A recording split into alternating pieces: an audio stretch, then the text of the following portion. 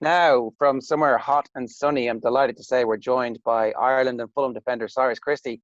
Cyrus, I can tell from that blue sky that life is pretty good wherever you are in the world right now. Yeah, no, it's nice here. It's nice and peaceful, relaxing. So it's a good way to recover for the new season. And recover from the last season, because it was one of the wildest seasons that anybody is ever going to have. For it to end for you guys in extra time in the playoff final, and for it to end victoriously, is exactly how you want a roller coaster to finish, right? Yeah, no, I mean 100%.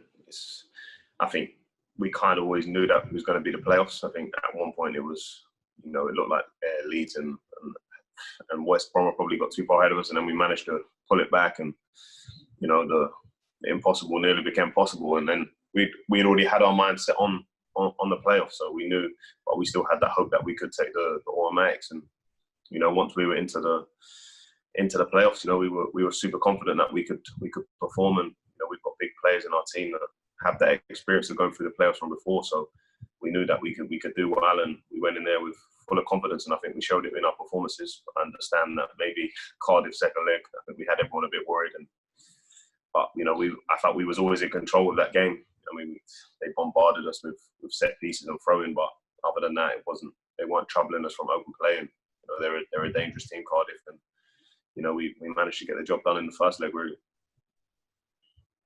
In the final itself, when the match is ticking into the end of normal time and getting into extra time, what's that level of tension actually like? Because it is the most talked about one-off game, and it goes around the world about the value of the match to both teams. How aware are you of that, and just how tense is the occasion? Yeah, I mean, obviously it is a super tense occasion. I mean, probably makes it a bit different, obviously, with there being no fans, but as the game goes on and every kind of half chance, I think people are obviously a lot nervous, especially when you're sitting in the stands. It's a completely different game to obviously when you're on the pitch, but the clock's ticking by and you're looking at it thinking, when's this going to end? And like I said, I believe we were the strongest team for out in that game, and we played the best game, and I wouldn't say they had many clear-cut chances, really. We as a team, we performed really well. Our tactics were spot on, and like I said, we went into the game super confident. We were quiet, we were humble, and I believe Brentford done a lot of talking within the press leading up to the game, and I think that kind of gave us the extra edge as well, where we used that as added motivation. Not like we actually needed any, but like I said, we were confident, and we knew that we were prepared properly, and we'd done the job right, and we knew that the occasion was there for us. And like I said, we've got big players that love big occasions, and we rose to that. And Joe Bryan was the main man and the hero for that game, which was fantastic for him, because he's a wonderful player, and he's a fantastic guy, and he's probably come under a bit of criticism, a bit of stick for probably no reason really at all. But for him to get that occasion and take that moment, it was fantastic to see. Yeah, he did incredible. Like in again, kind of Roy the Rover stuff from his perspective. It's mad that you're talking though about how something as small as the opposition talking about you guys. I didn't even see that they'd said any stuff. Was this like we all got to watch The Last Dance and Michael Jordan talking about how the greatest athlete of all time in many ways still needed the impetus of somebody giving out about him, even if it was true or not true. And here, like with the biggest game in world football, in terms of the money on the line, that little bit of extra motivation helps you guys. It's mad, isn't it? Yeah, definitely. I mean, for us building up, a lot of us were watching The Last Dance, and we were playing clips, and we obviously our manager, that is something that he could relate to as in terms of the psychological aspect and stuff like that. So yeah, I mean, for us it was added motivation. We picked up on it straight away, and a lot of people were telling us about it. And they obviously said that we would fear them because they've won the two previous games, and a lot of us within in the Fulham setup, I've been in games where, for example, we played Hull in the playoffs. I think we'd scored maybe 6-7 goals past them, and they hadn't conceded against us in the season. And then we go into the first leg of the playoff, they beat us 3-0. So anything can happen when it comes to the playoffs. And in a one-off game. And, like we said, they done a lot of talking and it was that added motivation for us. But at the end of the day, we knew the biggest prize that was on the line. And, we knew that we could go down in the history book, say, at Fulham, with another promotion. And, there was that added incentive for a lot of the lads. But, the main goal was to get back to the Premier League. And we knew that it was going to be such a tough season because, we're coming down as potentially the big dogs with obviously having spent so much money in the Premier League last time. And we were the big fish that people really wanted to beat. And, it's always a lot tougher. And I think people don't actually understand how tough it is sometimes in them situations because teams really do come and they up their game. You see them one week and, they haven't been great against a team maybe that was in and around them in the same position, but they come to us and, they turn it on. And that's the same for us when you go and play the likes of the Man Cities and the big teams in one-off games in the cup games. It's the same. So, yeah, for us to get over the line and win it I think in fantastic style. And, they always do say Wembley probably is the best one to do it for is the playoff final, but, it's great when you get there, but I'm sure it's not great for the heart. No, absolutely. Come here, are you going to be a better player this time than you were the last time in the Premier League? How different will you be, do you think, from having the experience and just being that little bit older? Yeah, I mean, experience is key, I think, as well. And I always talk about is them moments where, as a footballer, not everything goes your way.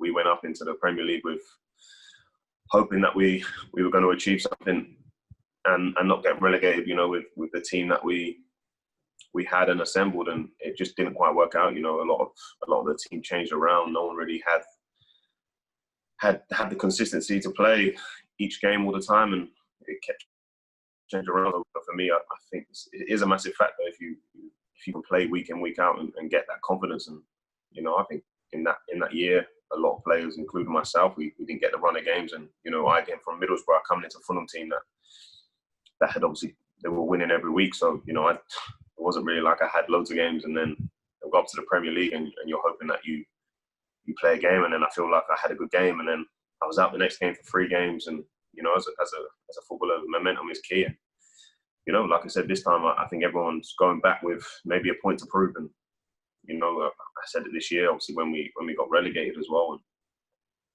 from a personal point of view, obviously you want to come back in and you want to prove yourself, and you want to rectify the season before. And it's took me a while to even get a run of games, and even now it's 2 or 3 games, and you're out for 1 or 2, and because of the tactical changes. And it's so tough. And if you look at the other teams where they get a lot of players are playing regularly, and that's obviously got to be the aim. And with the lads going in there now, we have Premier League experience, and I'm sure they're going to bring in a couple more that with Premier League experience. And I'm sure this time round it's going to be a lot different. If you look at our team and the way that we were able to grind results out, and we showed a different kind of resiliency compared to last time. Are you checking your phone to see the updates and really hoping some big names come, but just not at right back or full back? Listen, that's football. I'm sure they'll probably want to bring in another right back.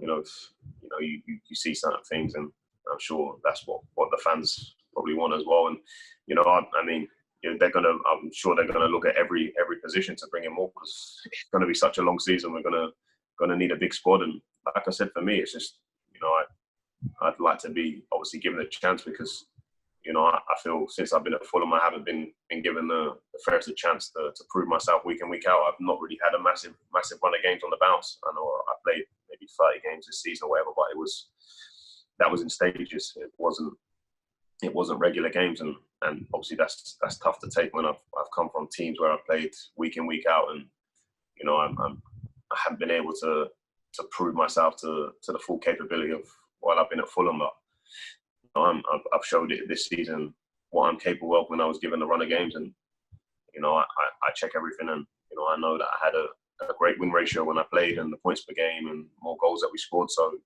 all that goes in my favour. But at the end of the day, it's what the manager chooses and what he picks, and I need to go out there and prove myself every training session, and that's what it's about as a footballer. So yeah, I mean we'll be looking forward to next season. And like I said, I've not really been looking at the news to see who we've been signed and who we've been linked with. I think we need a bit of a break from football, because it's been so intense, and it's not long till we're back. So I'm just got to make the most with my family and friends and see what the future holds. No, fair enough. Absolutely, and completely well deserved after such a weird situation in the season as well. It must have taken a toll mentally too. I did want to ask about Stephen Kenny name checked yourself and John Egan at one stage when he was asked about defenders who were playing well, and obviously it's a new Ireland and a new era as well. So that's something else that if things go well over the next couple of months, it's going to be an incredibly exciting period of time where there is a new manager who comes in and who really wants to play football and really likes his defenders to take responsibility in terms of passing the ball and being creative forces. What's that like when, obviously you're a grown man, you don't need someone to tell you that you're playing well, but it must help when a new manager comes in and you're one of the first names that he checks. Yeah, I mean, for me, that was obviously, it was great to hear and great to read, considering I don't think Mick McCarthy ever said a word to me of obviously when he come in, and I went from playing quite a lot of games under Martin O'Neill. I think I played in pretty much most of them towards the back end, and then come in and he obviously Mick didn't really say anything to me. I came for one game. I can't remember who it was against, and then never played another game. So I think even anyone in your stage, it's always good to just hear a different perspective from anyone, from a certain manager maybe, or a coach, or wherever it might be, regardless of your age or not. There's always someone that has a different point of perspective and an opinion on what you could be doing right and what you could be doing wrong. So yeah, obviously, I think most of the lads have probably spoke to Stephen Kenny now, and I spoke to him, and obviously he spoke about his plans and different things like that, and he seems like a great guy. And yeah, like he highlighted, I've been playing well, and like I said, I felt like I came back from before lockdown. It was obviously quite annoying. I felt I was playing actually really well, and then obviously the pandemic hit and got put into lockdown, and I came with a mindset that I wanted to get back into the Ireland setup, and I want to always play for my country. And there's never a time where I've never not wanted to. And like I said, when Mick called me up that time, I wasn't even in the provisional squad, and he rang me on the Friday evening and asked if I could fly out on the Sunday, and no hesitation, I come out. And that's a standpoint. We've got so many fantastic players now, and it's great. And I wanted to just I want to keep performing well, and hopefully I can prove that in the Premier League this season and be given the chance. And it's exciting times for the Irish national team, I believe, because I think someone mentioned it there, there's 20-something players that will be in the Premier League next season. So we're going to have a good squad, and there's some good young players coming through. So it's fantastic times ahead. And fingers crossed the games come thick and fast and we end up qualifying for European Championships, which is going to be held a couple of games in Dublin. It could be sensational. Yeah, that'll be obviously fantastic if we can make it, and I'm sure we've been there before, so we'd love to get there again. And if you're playing in such a big competition in front of your home fans, it will definitely give us the added boost. I mean, even in France, it felt like we were playing at home. There were so many fans there. It was just such a joyous occasion, and I'm sure the lads want to relive that. Cyrus, I did want to talk to you about the issue of racism in football as well, because there was a horrific incident where you were racially abused by people who claimed to be Ireland fans after one of the games, I think the Denmark game. And recently we've seen this issue come to the fore again. As somebody who has experienced this over a long period of time, are you in any way hopeful that what's happening at the moment has enough honesty about the conversation that we might make some progress on the fundamental issues of systemic racism which exist in our society? Yeah, I mean, obviously I've already touched on it. I think there's a lot of systematic racism throughout every industry, and I always believe it's hard to speak upon because people don't really understand unless they're in that position. And you touch back on Ireland games, for example. If you look at that, and I always said it to Darren, I always said to Thingy, it wasn't just a Denmark game. In the previous 2 months, obviously it was October and September when we had the other international games. It kept happening after every game. I was getting racial abuse. I wasn't obviously saying and picking up on it. Well, I picked up on it, sorry, but I wasn't telling people about it. It's just it's what it is. Carrying on, obviously the Denmark one, it wasn't me that brought it up. It was James McLean. And then I think that happens a lot. And And I always said it to Darren and different stuff.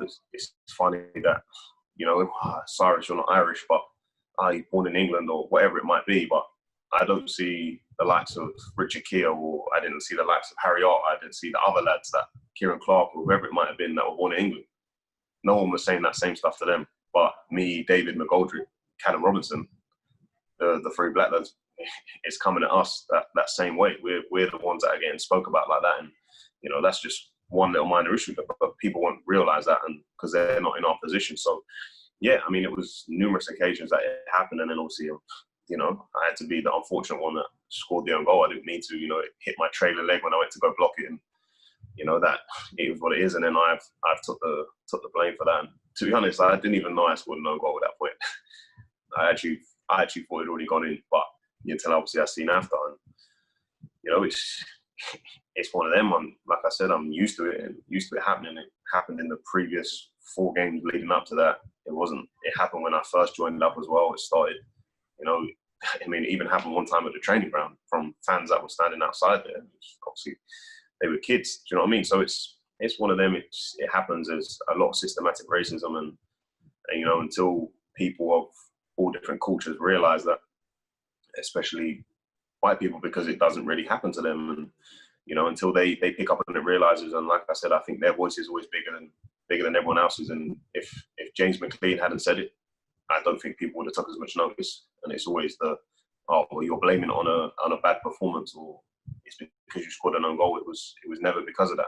Like I said, it wasn't me that brought it up. You know, I took it on the chin and moved on. And James McLean brought it up, and his voice in Ireland and is probably a lot bigger than mine, and he understands the situation, because he gets quite a lot of racial abuse as well, which no one ever speaks about and picks up on. And yeah, people might say, oh, maybe he brings it on himself, but I'm not sure he does. He's being standing up for what he believes in, his experiences, and that's always the case. Is when you bring up your experiences and what's happened, people never want to believe you, and then it causes all sorts of, like James, for example, no one knows the history behind it. You know, I'm sure if you sat down and spoke to him on the history as to why he's maybe not done certain things, people will then realise that certain situations have affected the way his belief. So yeah, it's crazy. It's one of them. I'm sure at the minute a lot of people are speaking on it. It's probably gone a bit quiet now, because obviously it's not such as a hot topic at the minute, and, you know, it's just a matter of time before people need to keep the momentum going and keep speaking up on it and make a change. Can I just go back to something that you said there? There was an incident at the training ground. Was this at an Ireland training ground? So it would have been in Dublin, probably. Yeah, this was in Dublin. This was one of my first couple of times when I was obviously new. Yeah, it was just, we obviously people outside. Obviously after training, we signed the staff. There's people there, and obviously they come up to me and they just basically, obviously, yeah, it was something racist or whatever they said, and it was a bit shocked. And then obviously the other lads refused to sign some of the stuff, because there was a few of the others were there and had seen it, and it was just, I was in shock. But it was just because I didn't expect it at that time. I was thinking, oh, we're at the training ground, whatever. Yeah, and it was just one of them. It's one of them situations. You know, it's like I said, it's not the first time. I'm sure it's not going to be the last. And yeah, I think it's when people catch you by surprise is when it's the worst. But like I said, I've had it so many times. It's just, you come accustomed to it and you're used to it. But you have to speak up. If you don't speak up, then people don't understand, and they won't realise actually what is going on in this world. And, you know, we can't stay silent. And that's for everyone, not just people from black origin. It's people from all types of races and multicultural backgrounds and white people as well. So everyone needs to do their part and speak up, and I'm sure we can make a change. And I think the generation of kids coming out understand that, you know, and they've already showed it, really. So it's just a matter of like I said, keeping that momentum going to make a change. The momentum is really important. We saw Danny Rose talk about racial profiling recently, and we saw Don Butler talk about being racially profiled, and both of them kind of like having that experience and having to go through that experience and having to talk about that experience is, I imagine, quite wearing. Like, there you are, hopefully having a brilliant experience with your peers in international football, And sorry, did you say it was a kid or was it a teenager or? I was a kid, yeah. That's why it shocked me. It's come from a kid, so as much you don't want to blame the kid. So it's obviously coming from the parents, in my mind anyway. I mean, you may think different, but from a kid saying that. And then what shocked me the most is that obviously he's there with the teacher. The teacher didn't say nothing. She allowed it. And it was just like, unless you educate these people, then it's just going to keep happening. And, you know, it's one of them. That's what I find scary. You know, I always think to myself, like, you know, you have older generations and, you know, they're so stubborn that they're not going to change their mind because, you know, if you've been on this earth for 50, 60 years, you know, it's hard to change someone's opinion. But, you know, you've got the kids that understand that what is going on in this world and, you know, they're able and open to see what's happened. They're growing up in a different time now. And that shouldn't be the case. You know, they're open to so much education with Google and books and libraries, whatever it might be. So, you know, and then for a teacher who's in a high position, who's meant to be a carer, they're meant to be obviously maybe say non-biased. I don't know if that's the right kind of phrase to maybe say. So, you know, for her to not say anything which was what shocked me even more. So, you know, it's just, I don't know what's being said around him at home or the education that he's had. And, you know, it was one of them. It's a kid, right? I'm sure he's got enough longevity in his life to understand where he went wrong there, and obviously, you know, hopefully 20 years from now, he still doesn't have the same opinion. I know, and like, how much confidence can any of us have that child is going to be led on the right pathway to have some kind of understanding or awakening that what he's doing is fundamentally wrong and it's horrible, and it's really horrible that you've gone through an experience like that. But it does seem from what you're saying that you've kind of you've experienced this so much with your coming over to Ireland and playing for Ireland that like it should just be this great thing where you're playing international football and getting to, you know, lean back on a team and a support network and a group of peers and the supporters who are 100% behind you, because like that's generally what international football is like. And I would say that the majority of Irish football fans are like that. But if we don't actually step in and correct that kid or explain to that teacher why that's not acceptable, then we're not doing our bit as football fans, as broadcasters, as journalists, as Irish citizens. I mean, like I specifically remember after the Denmark game, there was an incident. Do you feel like we deal with these incidents properly when they are highlighted? Because you know, it doesn't feel like we've kind of always responded properly when these incidents are highlighted and spoken about. No, I don't. At that time, I don't think the incident was dealt with accordingly. The same way the previous 4 trips, when it happened after every game, it didn't get dealt with accordingly. It was put out there for people to see, but people just turned a blind eye to it.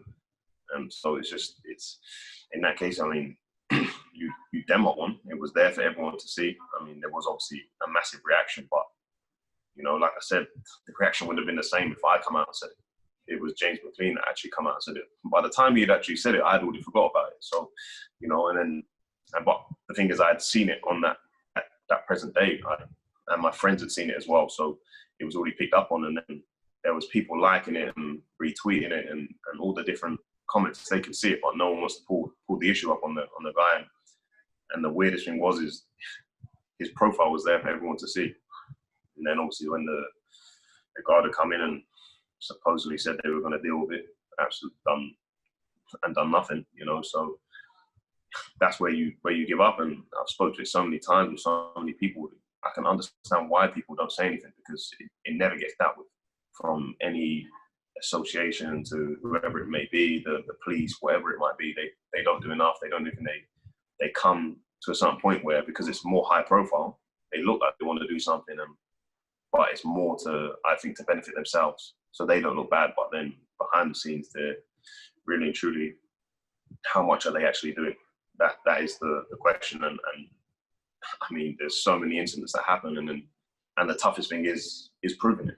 Even if it did happen, it's how do they prove it? And I understand that it's tough because it's so-and-so's word, but if that's face to face, but then when you're seeing it on Twitter and different social media platforms, it's there for everyone to see. And Twitter have the whole freedom of speech, where law, where it comes under. And I mean, I understand everyone's got a freedom of speech, but to what extent is your freedom of speech to just spit racial hate at people? And I understand that everyone has their opinion, but that's when you're, making petitions for people to get lynched. I mean, that's a threat on your life. And, like I said, the Garda really didn't understand where I was coming from.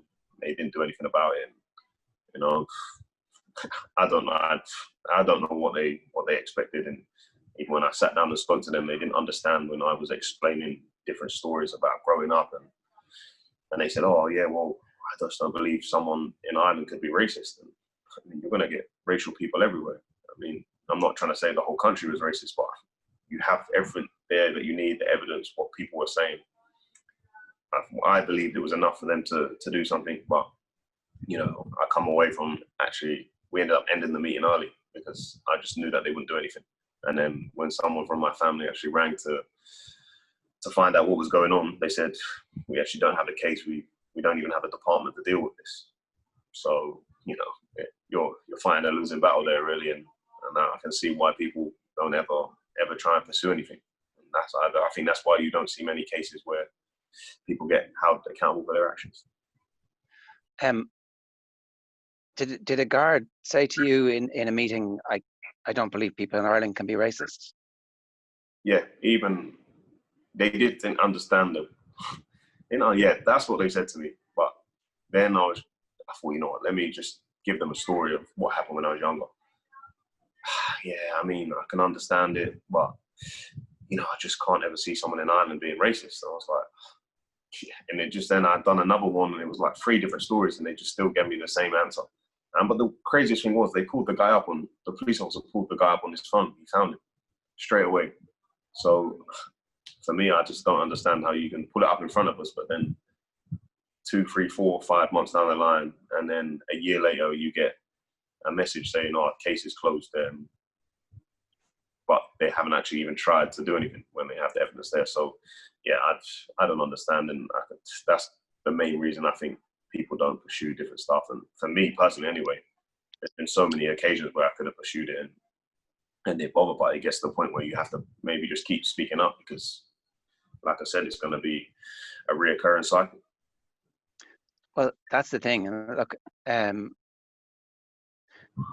I think everybody in Ireland now understands exactly just how difficult it is for people of colour to live in this country and how difficult it has been recently. And in the aftermath of the murder of George Floyd, there was a long national conversation that was had about this, where the stories of racism that people had suffered began to surface and began to be told.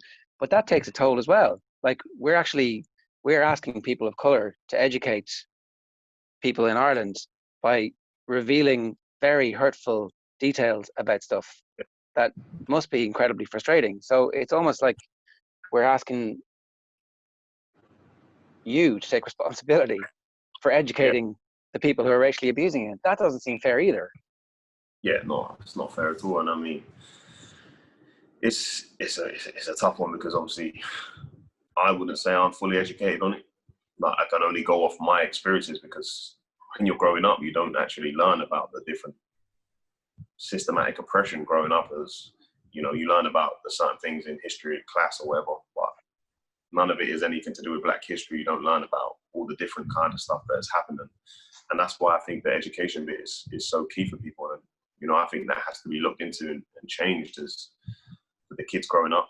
They need to learn about that kind of stuff. And even for myself, I have to go and do my own education to learn about that kind of stuff. And I'm seeing stuff every day, people reposting things like, "Oh, wow, that's interesting." I would have never knew that if someone else didn't post it.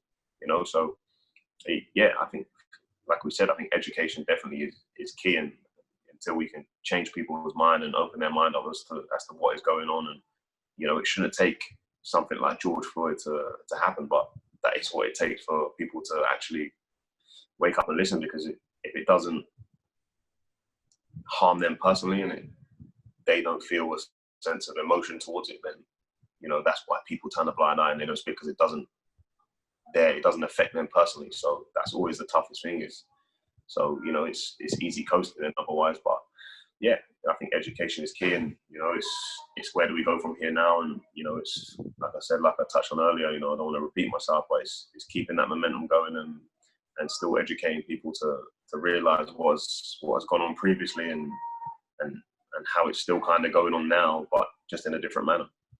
No, I think that's 100% correct. And there's just two quick things that I wanted to mention. Because when the Mail, I think, had the original story about the lack of Garda response, we'd emailed the Gardaí, and they told us that the first suspect was a juvenile at the time of the offence, and he was deemed suitable for inclusion in the Garda Youth Diversion Scheme, which has apparently taken place. And then they also said that a full investigation file was submitted to the Director of Public Prosecutions in relation to the second culprit, who was in their mid-20s, and a direction of no prosecution was received, which means that the case gets dropped, essentially.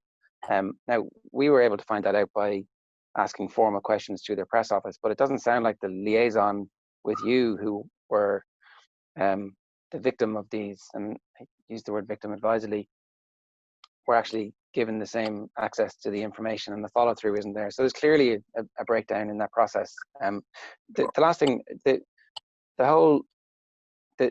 power of the players kneeling before matches, the first time it happened was this, like, okay, there's a real chance now something might happen. We need to make sure that the momentum isn't just a badge and a pre-match ritual, because that could very quickly just become like pre-match handshakes. It's like, does anybody actually paying attention to pre-match handshakes anymore? This was like a big thing to make, and then yeah. So something proper has to happen, and something meaningful has to happen, and maybe it's the captains of the teams in the Premier League who actually can be leaders on this. And again, we're asking footballers to be leaders in society in a way that maybe they haven't been prepared for all their life, and actually it should be the politicians, but ultimately they're not going to do anything. So it's a very difficult quandary you guys find yourselves in.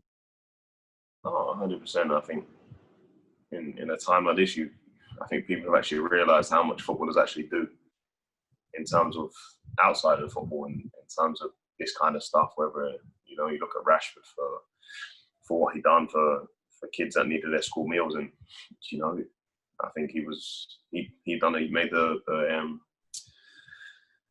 what's his name, Boris Johnson, do a U-turn on it. You know, so you know, the power of the voices is there for footballers, because ultimately I think a lot of people do look up to us as role models, and we have to take that responsibility. But you know, I'm going to say there's a lot of footballers out there that do a lot of stuff that people don't know about, and you know, and the politicians, I believe, have to do more. They have to, but it's you look at the politicians, and a lot of them are upper class, middle class, whatever they might have been. So they have no relation to someone that's coming from a poor background.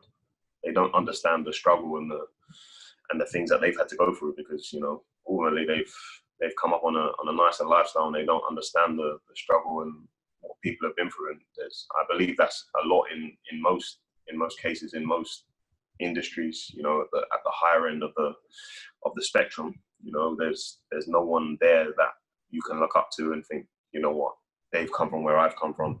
They've made it. They understand what I'm going through, and I think if there's people around that people know and understand what these young kids may be going through, or not even just young kids, that people that are maybe in their 40s, 50s that are struggling, and you know, struggling to put meals on their table, they don't have the money, and they understand that someone in a certain industry has come from the same background that they've come through. There's just that tiny bit of a relationship there, and that's what I believe. You know, and I think because I play football, if you look at footballers, and when you're coming through, you look up to certain players and the role models, but then when you get to a certain level of the game, you're realising that PFA and the FA and stuff like that, like, who there can I relate to?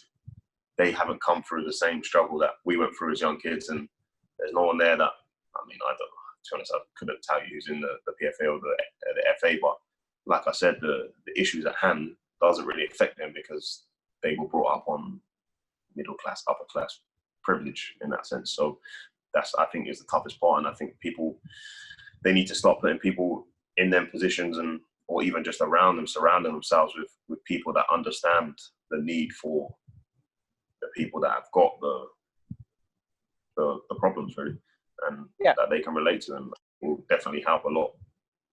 that's a very practical, easy thing to do straight away, is to diversify all of those boards and diversify all of those staffs. So actually every lived experience, particularly in the PFA, so Yeah, every lived experience is represented and people understand exactly what the trials and difficulties of young footballers are. yeah, 100%. I mean, yeah, I mean, there's not much diversity in some of these industries, and that's what everyone is talking about right now. But it wouldn't go.